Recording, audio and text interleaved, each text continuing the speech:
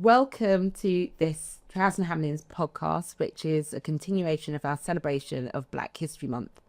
Today, I have the great pleasure of interviewing and speaking to Kwame Boateng, who is an award-winning founder and who I've had the very great pleasure of meeting following him winning the UK Black Business Show's Launchpad competition in Birmingham in June 2024. Alongside Lloyd's Banking Group, Trowers Hamlins was one of the judges. Kwame's prize for winning Launchpad was that he received a package of support, which included legal consultation with Trowers. Kwame now serves as a youth engagement lead and committee member for the Greater Birmingham Chambers of Commerce Black Business Collective, where he works to open access to networks, finance and knowledge for young people across the region. Kwame is also an ambassador for the King's Trust. He contributes to programmes that support social mobility and community development.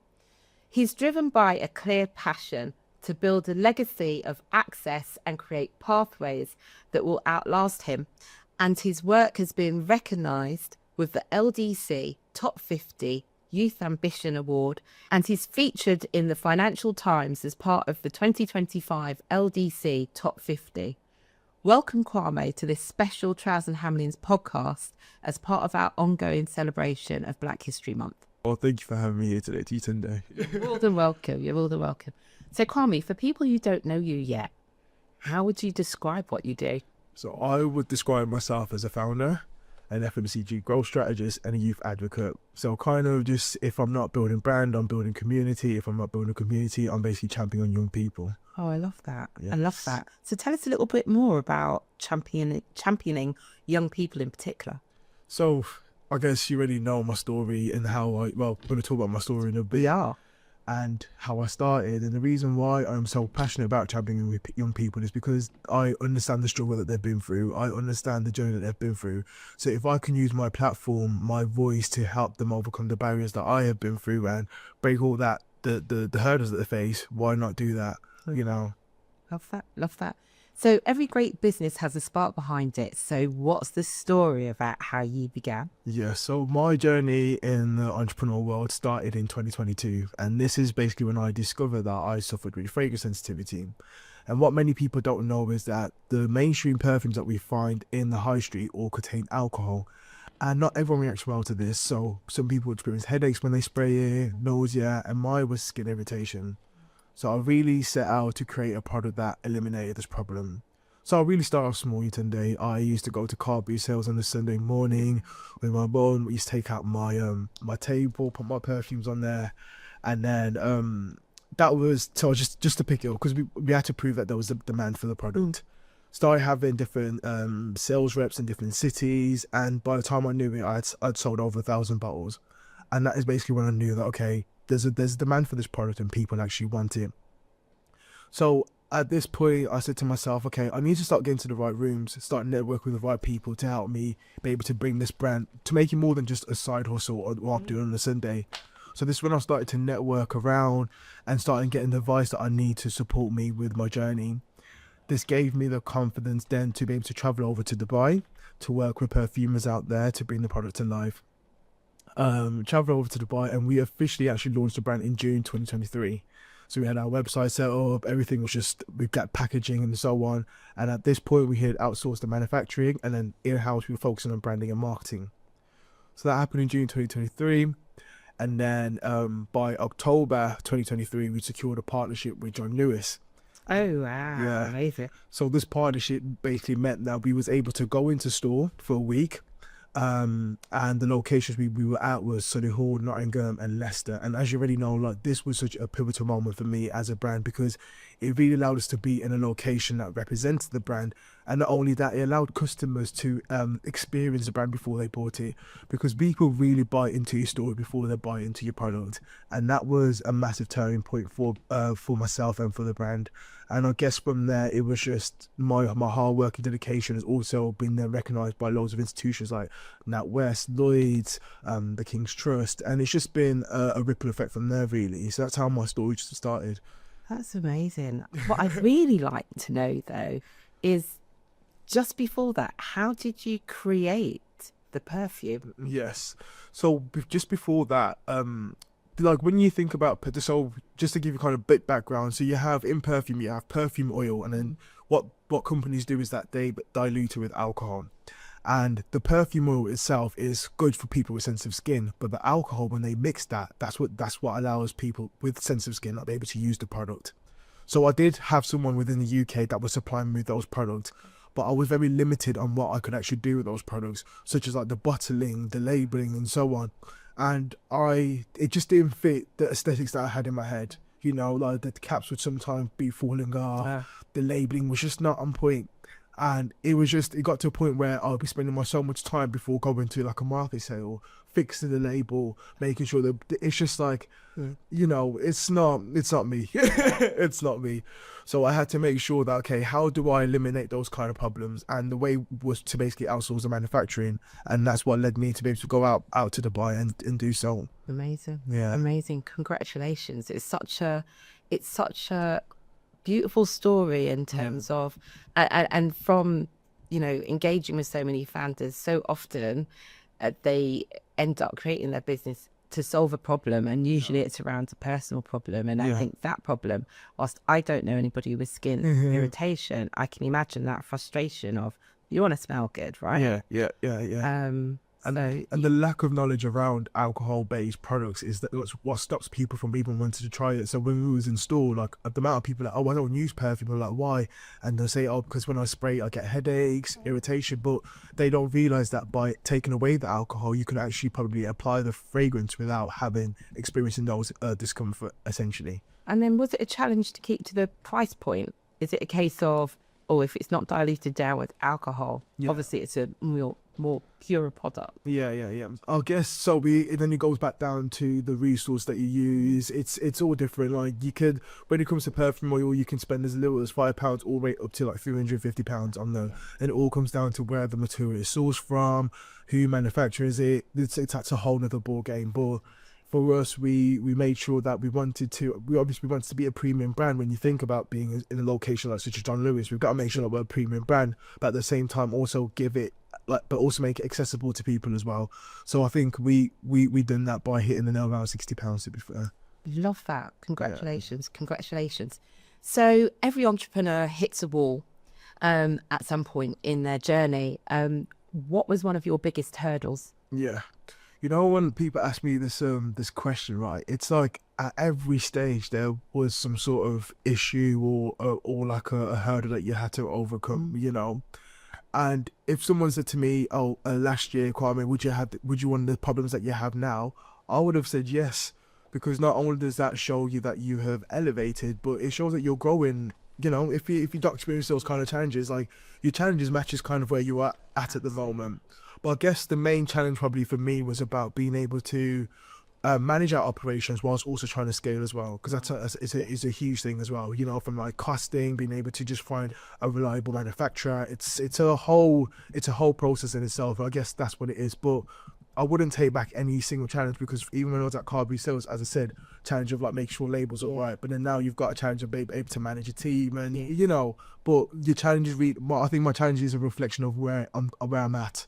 So I embrace them all. Oh, brilliant. And who did you surround yourself with? Or were you everything? When you say everything, what do you mean? As in, were you obviously the ideas person, marketing, sales, everything? No, I know where my strong points are, and I will stick to my strong points. So early on, I knew that when it comes to the manufacturing and like the formulation, I didn't want nothing to do with that. So I had to find a team to be able to do that for me. And then when it comes to marketing, I'm the person I likes to vision. I'm a visionary, should I say, come up with an idea. Yeah. So at the time, I worked with a local university such as BCU, Aston, Birmingham City College, to really give other students that opportunity to also be able to showcase their talent. So they were basically marketing students essentially, and I gave them internships to come part of the team. And it's so interesting to see how when they start to when they finish, that you can see the amount of growth that they have. Even though they're working for such a short time, it's like you know that you had an impact on them, and now they can step out into the real world and actually go and have that impact somewhere else. And it's really about that confidence building, isn't it? Because how many of us have finished university or are in university and don't know where to start? You know, it's a huge problem. So I think for small businesses to be able to, or for the university to educate an incentive where these students can go into workplaces and get that sort of experience is so valuable, and I'm glad to have played a part in their lives like that. Brilliant. That's Yeah. because it is so hard for students. You know, people often say, "Oh, people want experience," but it's so hard to get the experience. So Where'd you go? I think that's fantastic. Yeah. It's a win-win situation, right? 100%, because Situation. we get to, as a business, we get to leverage of your expertise, and also you also get to gain the experience that you need that will help you to secure that next job that you had. But so that was a part of that was part of it as well. But I guess for me, it was surrounding myself in the right networks as well. So at the start, I joined the King's Trust. I had Networks Accelerator, Lloyds. There was loads of different institutions out there that were providing the support, and I made sure that I leveraged of those opportunities. And it wasn't just about going to every single network opportunity, but it's been about strategic, about where were you going to and why are you being there. And I think that allowed me to kind of be able to skip past all the noise, Yes. you know, and like actually grow quite quickly. Because I've only been in the game for like 3 years now, and to think about what I've achieved, it's like, you know, a hard day. You're fair play. Yeah, no, absolutely. And I think the point about networking, I think sometimes people think that they can bypass it. Yeah. It takes a lot of effort, but as you said, if you're strategic about what you're going to, Yeah. so what is it I'm going to, but the why am I going? Yeah. And who else is going to be there? Are they the kind of people that I want to surround myself by? I've sometimes had people say to me, "Oh, can you just open your network up to me?" And I'm like, but my network is my network, and I know what it can do for me, but that doesn't mean that it can do for you. And I just think it's such an important part that, you know, that temptation to say, "Oh, another event." Well, unfortunately, if those conversations that happen that by chance, or it may be just somebody who happens to be in the room on that occasion, that if you're not physically there, nobody else can really advocate for you in the way that you can advocate for yourself. And you've got to be so careful as well in those early stages, because you've got an idea, you don't know how to get there, but not every person is the right person to speak to as well, because everyone's walking on their own journey. Everyone has a different experience. So you've got to be very careful not to make other people's experiences your experience. So you've got to be very careful on who you're talking to and understand the reason why you're talking to them as well. And I think those kind of connections, they're best when it's natural, you know? Even look at the way we met. Oh, I was going to come on to that. You know, having met you, and I think we met last year? It was at the Black Business Show. At the Black Business Show. So you were the winner, and I think you went through Launchpad. So it was my colleague Moad who was the judge on that. But we met when you won. So that was June 2024. Correct. But I feel like we've known each other for forever. It's just anytime I see you, you always just bring your authentic self, and you always bring so much joy and so much happiness. But let's talk about Launchpad, because you were the winner, which was amazing. As a result, you received a package of support. So can you tell us a bit more about that journey and the process and how you felt? Because from what I've heard, a little boy, not a little boy, a little bird tells me that your initial pitch was not as polished as your final. I know who told you that. So as I said, so in 2023 we launched the brand there just to kind of get, and the feedback we got there was amazing. And funny enough, I actually applied in 2023, but I didn't get through. But for me, I was like, let me just do it. Like, the worst they can say to me is no. So in 2024, when I got to the final stage, which was like 10 people that was there. In that pitch, oh my God. You know, when you let your nerves get the best of you, let's just say that. I let my nerves get the best of me. But it's funny how things work, because I still got to the final four. And when that happened, I said to myself, Kwame, you are not going on that main stage and doing what you've done in that room. It was not happening. So I actually got a speaking coach for the Launchpad, practice as much time as I can, and I made sure that I refined my pitch to the T, you know. So on the day when I pitched, and obviously I won, it was like, I even had dreams about Yetunde. But it was so funny because my dream, I couldn't see what was happening, but I could hear them saying, "Oh, and the winner is." But yeah, so it was nerve wracking. But and on the day as well, we was exhibiting as well. So imagine having a team out there selling your product and you're going to pitch as well. And I was not going back to the team to tell them, "Oh, I did last." So either way, I was walking off that stage with the trophy. Oh no! Congratulations. So yeah, so I won that, and then I guess what the support that I won was 1 year worth of support from Lloyds Bank. We got our B Corp certification as well. Well, we didn't get it, but we got we can get the free legal advice from that as well. And obviously we got Trowers Hamlins as well, which was a major part. And this goes back to being strategic. I didn't just apply at the time just for the sake of it.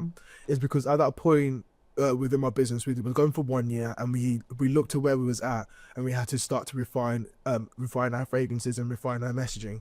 So I knew that by winning this, I'll get the network support from Lloyds, which we know they're very well connected. Yeah. The B Corp certification will allow us to carry on being transparent with our audience, and it will support us in growing the brand into different retailers. And obviously with Trowers and Hamlins, which was the legal advice, was so important for me at that point, because I needed to protect the brand at that moment of time. And from the issues that we had with our first order, I was like, I can't keep moving like this, because if we are thinking about expanding the brand, going to stores and so on, like, things need to be into it being checked. So I guess this is where Trowers and Hamlin stepped in and supported us with the legal side of things. Well, that's brilliant. That's really, really great. Are you able to articulate the difference the support you received from Trowers and Hamlins made to you at the time? Yeah. So as I said, like, we need to protect the brand from like the experience that we had from our first batch, because our orders were because our stock inventory was coming from abroad. It's like when they got here, it's like there was nowhere for me to take them if it was damaged, if there was spoil, like there's nothing I could do about it. And even like with some of like the labels and stuff, like you would see that it was rubbing out. There was just the level of was just not there, you know. So I had to put in a service level agreement to protect us as a brand. Yeah. I had to also put an NDA in place as well to make sure that that will protect it in that way. And that is what we needed at that time, to avoid those mistakes from being repeated again, and to be able to, just as I said, protect the brand and allow us to be able to grow commercially as well, you know. Brilliant. Yeah. Brilliant. You've since applied for and been successful in securing a place on the committee of Greater Birmingham Chambers Black Business Collective, of which Trowers and Hamlins is one of the sponsors. Yeah. Why did you decide to apply? So I applied because I just didn't want to be the recipient of the change. I wanted to be part of the change. Oh, that's yeah. comfortable. And at the time, I knew that the committee was looking for someone to support them with their youth engagement. And with my lived experience, the work that I have done with organisations such as the King's Trust Ambassador, I come into contact with so many different young people from all different walks of life or path, and who are basically starting from scratch and where I was like 3 years ago. So I thought, yes, I can contribute to the organisation, and that's the reason why I applied. And not only that, but you get to work with so many amazing people that are part of the committee. Like, you got yourself, you got Carl, you got Alex, you've got there's so many of us, you know, that are creating change within Birmingham, and I want to be part of that change, you know. No, it's really great. And I talk about, the Black Business Collective. It was hard to get that set up, to get it affiliated to the Greater Birmingham Chambers of Commerce. Right. And then we as the group saw that, we've got a lot to do. Yeah. We can't do it alone. So the committee now, watching the committee fly, I cannot keep up with what you guys are doing. And it's really good to see, because it's what Birmingham really needs. It needs something that is stable, is solid, can grow. Yeah. And so even seeing, like, for those that don't know, Black Business Collective is basically a subscriber group. Yeah. And it puts on 4 events a year, 4 great events, I add. Yeah. And releases 4 bulletins, but I think that's that the plan is to increase that. Right, yeah. And it's all about getting the knowledge out there. Yeah. Because I can't imagine, when you started out, where did you know where to go to get the support? The landscape has changed so much since I started. Like, just from like development of AI, set up your website. There's almost like the excuses I had back in the day where it's just non-existent now. You can do it. You can do it. And when I think about the Black Business Collective, it's like we're not only providing events and resources, but we're trying to get access to funding, which is important.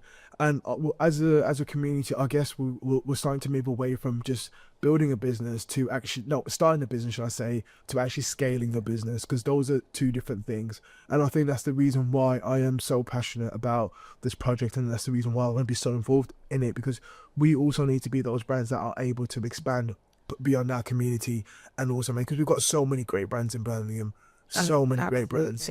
You're absolutely right, and I think that is it is the next stage, and that's where we've tended to struggle. We hosted a panel Black History Month very recently, and I asked the audience, name me 3 Black businesses of scale. Don't give me a hairdresser, don't give me your local takeaway, which were all great and do great stuff and contribute to society. But let's talk real business, where the real money is. And tell me about scale-up businesses. And it's so difficult, so difficult. Well, I guess for us as a community, it's probably to do with like the lack of exposure, shall I say. And as through the Black Business Collective, we can start exposing people to this level of standard when it comes to creating a business. We have so many people on board who have experienced it, who have got that exposure, who are able to now pass down that knowledge. So it's so important for us to be able to see that now. I think you're right, and I think over time Birmingham has had so many different groups in terms of business groups, and they've all done really well in those times, but they've tended to be connected to 1 or 2 people. And so the thing that we wanted to do when we created this was about the longevity of it, so that it's not just for today, it's not just for tomorrow, but where will it be in 3 years, 5 years? So even looking at what we've achieved in the last how long?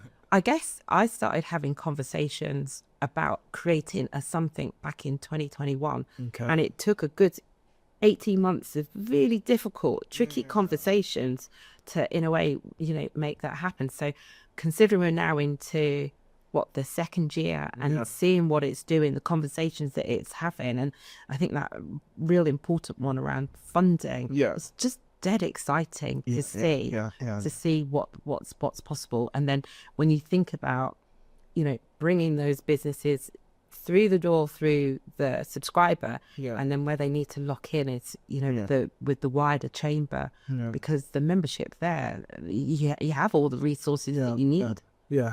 And you're so right. You've got such a dedicated team behind the Black Business Collective, and it's not even just about 10 years. Like, this needs to live beyond us, when we're done and we're gone. This needs to live beyond us and be able to support that generation of entrepreneurs as well. So it's very exciting, and the kind of talks that we're having now is I can't wait for the next year. Just the next year alone, like the kind of things that we'll be coming out with as well. So can you give us any insight, any teasers to what you've got planned?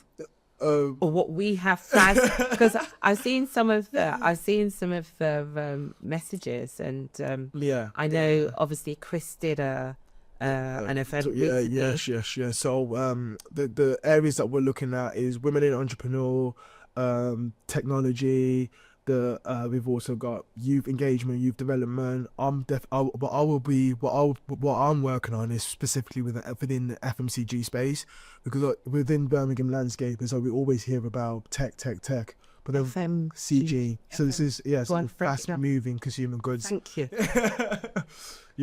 So that's where my area lies, and as I said to you, I've gone back to school as well to make sure that I'm developing my knowledge within this, and I want to support those up and coming brands within that space as well. So that's what I want to take the lead on within that as well. But we have so many events coming up as a community, so make sure you are checking us online, LinkedIn, come and find us on there, and you stay updated with what we're happening. But it's exciting, trust me, it's very exciting. So Kwame, you've said you've gone back to school, having Ingrained Oil, etc. Was it difficult to make that decision to say that you're going to go back to school? So it got to the start of this year. So I started in September, and I got to the start of this year, and I said, even though I've gained the practical experience of running a business, there's a level of formality that you get by being in school. And when I even look at the leaders that I admire, they've all gone through that journey. I think at some point, the Gen Z, we got into our head that you don't need to go to school to be the next big thing, or but there's some level of formality you get by being in school, by being in that environment that you can't take away, you know. So that was, for me, was a turning point. I said to myself, give that to yourself, you know, go back to school, learn how to manage a business a lot better, like, you know. So that was for me. So it was something I had to do. There was no question about it. Because what were you doing before Ingrained Oil? So I was actually at university before Ingrained. And what were you doing? So I was doing property development and planning. Ah. Yeah. So I did get my my undergrad for that as well. But it was just when I went to university, it was just because I was just going to university. Yeah. There was no real strategy behind me going to university at that moment of time. And I guess that's what allowed me to discover what my true passion was. Because even when I think about when I was a kid, like, I would remember I pretend to have my own clothing brand, and I'll create like a job form and I'll get my mum to fill it in. I would like sell Krispy Kreme at school to raise money for charity. So I always had that entrepreneurial experience, but it goes back to the exposure, people around you didn't even know what that is. Yes. And no one could really tell me that, oh, Kwame, you're actually, like, you've got really business, like, you're a businessman, or you've got that kind of skill. No one was really able to identify that skill within me. So it took me until I got to university to discover that there is actually a world out there where you can become your own boss, where you can create your own product and be able to sell it, you know. Yeah. 'Cause you, like, and that was a pivotal point for me at that moment of time. Amazing. Yeah. Amazing. Look, Kwame, I could talk to you all day, as you know, but we have to finish. Yeah. And before we do so, when you think about the future, what does future success look like for you? So when I think about future success, I always think about myself. How do I develop as a leader, and how do I leave a legacy behind me as well? How do I? Those are the two words that always come to my head: leadership and legacy. So as I already said, going back to school, I want to continue to develop within the FMCG space, whether that's building brands or supporting community. That is where my two focuses are, and I want to make sure that one day, when I say to myself, okay, I'm gonna stop all this, or I'm going, whatever happens, I can't imagine it happen, but I always say it's probably gonna work to the day that I die. But, you know, that day I just want to know that I have contributed to the wider economy, contributed to the wider community, and, like, really left a mark. You know, that's when I think about future success. Do you know what, Kwame? I have absolutely no doubt, from everything that I have learned of you over the last 18 months or so. Yeah. I know in my heart that you will make an amazing mark on this world. So congratulations for everything that you've achieved so far, and even more congratulations for all the success that's coming your way in the future. Thank you so much for giving your time so generously. Thank you for having me today.